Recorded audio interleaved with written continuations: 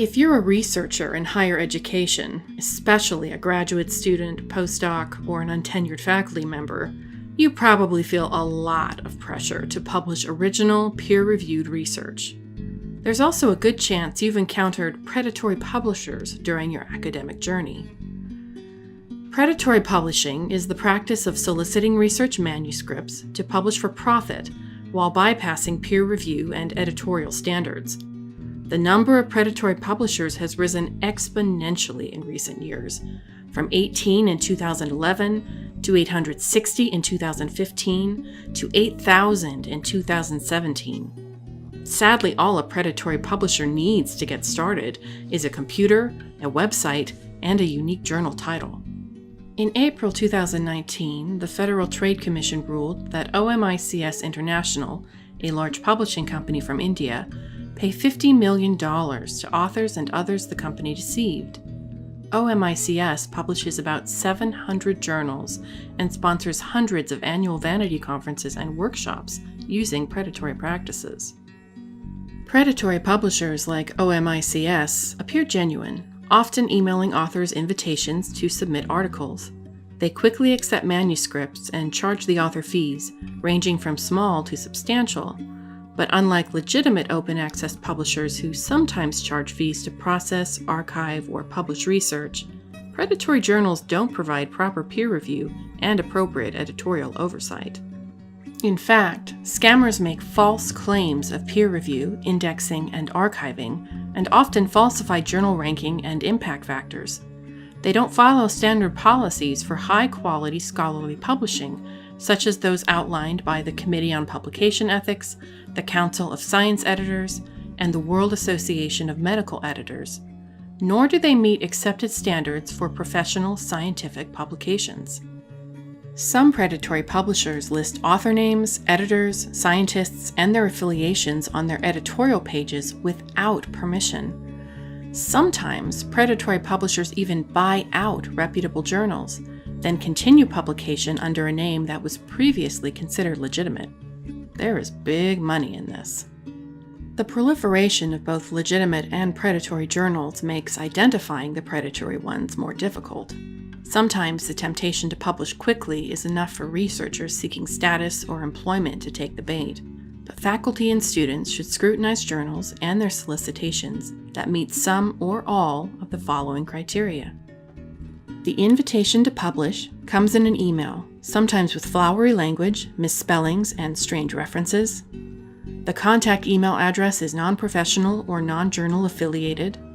The publisher's website contains spelling and grammatical errors with images that are distorted or fuzzy, intended to look like something they are not or may be unauthorized. The website's homepage language targets authors. The website promotes the purported index Copernicus value. The publication provides poor or no descriptions of the manuscript handling process. Manuscripts are submitted through email rather than a web management system. Rapid publication is promised with ineffective or no peer review. The journal has no retraction policy. The journal provides no information on whether and how content will be digitally preserved. Initially, the journal charges authors a low article processing or publication fee, for example, below $150, but charges anywhere from $500 to $3,000 to publish once an article is accepted. A journal claiming to be open access fails to mention copyright, and a publication's scope of interest includes non-biomedical subjects alongside biomedical topics. You can also check some basic reference lists to see if a journal is either predatory or legitimate. Although these lists are not extensive, they can serve as valuable reference points. If you're interested in publishing, some best practices to follow include: don't respond to a predatory journal's email. Check for a legitimate website. Select journals of interest early in the research process and consult with mentors and trusted colleagues.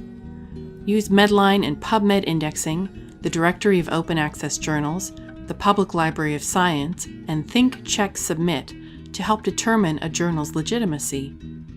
Educate your co-authors so they can also investigate suspicious journals. Check your own manuscript references for predatory journal articles.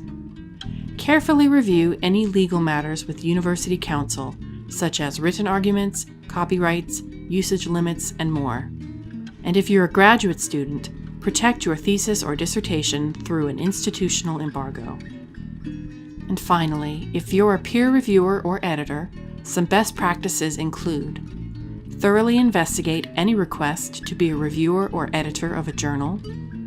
Check the credentials of other reviewers and editors, and don't be afraid to contact them and ask questions. Be suspicious of the same issues authors must consider, including the pressure to respond to email solicitations. Avoid journals that don't carefully explain in advance your role and responsibilities in writing. Ask about the volume of work and required response time. Question journals that minimize the importance of your review and don't respond to questions. And investigate journals with multiple editors-in-chief. Ultimately, the best defense is a strong offense.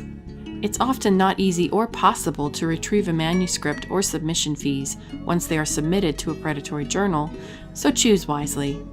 It's worth taking a few extra measures to ensure that your work is published ethically for your benefit, as well as that of your scientific or academic community.